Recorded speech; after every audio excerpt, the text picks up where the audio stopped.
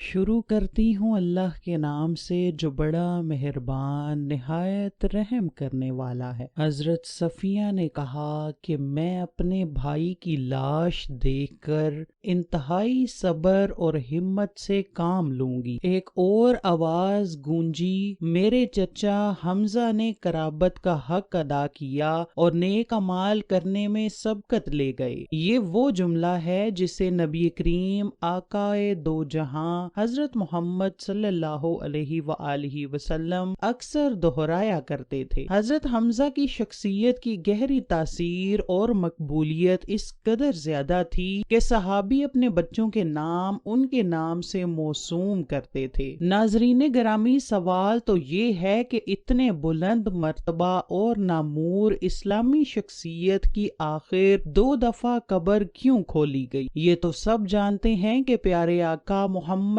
مصطفیٰ صلی اللہ علیہ وآلہ وسلم اپنے چچا سے بے حد محبت کیا کرتے تھے۔ ایک دفعہ ایک صحابی بارگاہ رسالت میں حاضر ہو کر عرض کرنے لگا، میرے ہاں لڑکے کی ولادت ہوئی ہے، میں اس کا کیا نام رکھوں؟ تو رحمت للعالمین صلی اللہ علیہ وسلم نے ارشاد فرمایا، لوگوں میں مجھے اپنے چچا حمزہ سے محبت ہے، لہٰذا انہی کے نام پر اپنے بچے کا نام رکھو۔ نبی آخر الزماں حضرت محمد صلی اللہ علیہ وسلم کی ولادت سے 2 سال پہلے آپ کے چچا اور رضائی بھائی سید الشہداء شیر خدا حضرت سیدنا حمزہ بن عبد المطلب پیدا ہوئے۔ آپ کی کنیت ابو عمارہ تھی۔ آپ نہایت حسین و جمیل، دبلے پتلے، چوڑی چھاتی اور دراز قد کے تھے۔ آپ اپنے بھتیجے حضرت محمد صلی اللہ علیہ وآلہ وسلم سے بے پناہ محبت کرتے تھے اور ان کی حفاظت میں پیش رہتے، بلکہ اگر یہ کہا جائے کہ ان کے سامنے ہوتے ہوئے کسی کافر کی جرت نہ ہوتی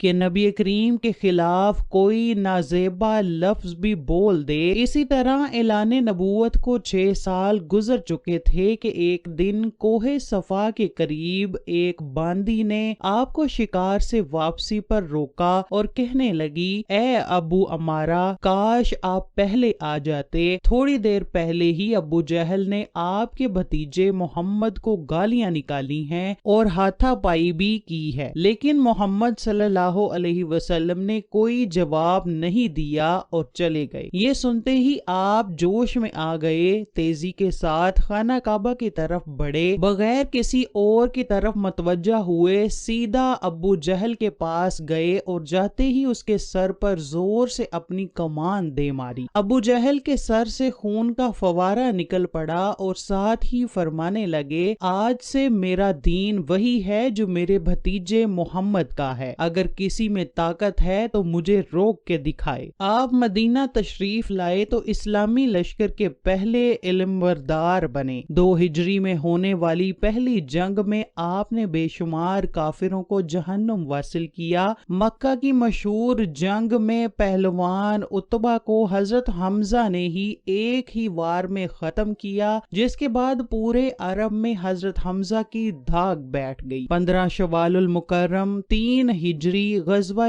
احد شروع ہوتا ہے کہ جس میں کفار غزوہ بدر کا بدلہ لینے کے لیے مسلمانوں پر حملہ کرتے ہیں۔ ان کا سب سے بڑا مقصد حضرت حمزہ کو شہید کرنا ہے، کیونکہ جتنا نقصان غزوہ بدر میں کفار مکہ کو انہوں نے دیا اور کوئی نہ دے سکا۔ جبیر بن معتم نے اپنے غلام وحشی کو، جو کہ نیزہ چلانے میں ماہر تھا، اس کو لالچ دیا کہ اگر تم میرے چچا کو قتل کرنے والے حضرت حمزہ کو شہید کر دے گا تو اسے آزاد کر دیا جائے گا۔ ہندو زوجہ ابو سفیان نے بھی وحشی کو کثیر انعام کا لالچ دیا، کیونکہ ہند کے باپ عتبہ کو حضرت حمزہ نے جنگ بدر میں قتل کیا تھا۔ چنانچہ وحشی نے حضرت حمزہ کو دھوکے سے کسی اور سے لڑائی کے دوران پیٹ میں نیزہ مار کر بے دردی سے شہید کر دیا۔ یہ سارا واقعہ اسی طرح بخاری اور مسلم میں روایت ہوا ہے۔ حضرت حمزہ کا پیٹ چاک کر کے ان کا کلیجہ نکال کر ہندا نے چبایا، پھر ہندا نے کافر عورتوں کے ساتھ مل کر حضرت حمزہ کے کان ناک کاٹ کر انہیں لڑی میں پرو کر ان کے کڑے बाजूबंद और पाजेब बनाए और उन्हें पहनकर मक्का में दाखिल हुईं। जब नबी करीम सल्लल्लाहु अलैहि वसल्लम ने हजरत हमजा के जिस्म को देखा तो आप रोने लगे। आपके कटे हुए जिस्म को देखकर शिद्दत गम से आपकी आवाज बुलंद हुई और फरमाया, हमजा सैयदुश शुहदा हैं। मुसलमानों, जरा एक दफा इस मंजर को सामने लाएं कि जब हजरत हमजा की बहन हजरत सफिया को पता चला कि उनके भाई शहीद हो गए हैं तो उनको देखने के लिए वो आईं तो हजूर अकरम सल्लल्लाहु अलैहि वसल्लम ने उनको अपने भाई का कटा हुआ जिस्म देखने ना दिया। खैर, हजरत सफिया की लाई गई चादर में हजरत हमजा को कफन दिया गया। चादर इस कदर छोटी थी कि सर ढांपते थे तो पांव नंगे हो जाते थे और अगर पांव ढांपते थे तो सर नंगा हो जाता था। अल्लाहु अकबर। हजूर फरमाने लगे कि सर को ढांप दिया जाए और पांव पर घास डाल दी जाए। हजरत हमजा की कब्र कुशाई की पहली रवायत हजरत जाबिर ने बयान की है, जिसे इमाम मुस्लिम और बुखारी ने भी बयान किया है। हजरत जाबिर फरमाते हैं कि जंगे ओहद के 46 साल बाद मुआविया बिन अबू सुफियान के दौरे हुकूमत में उन्होंने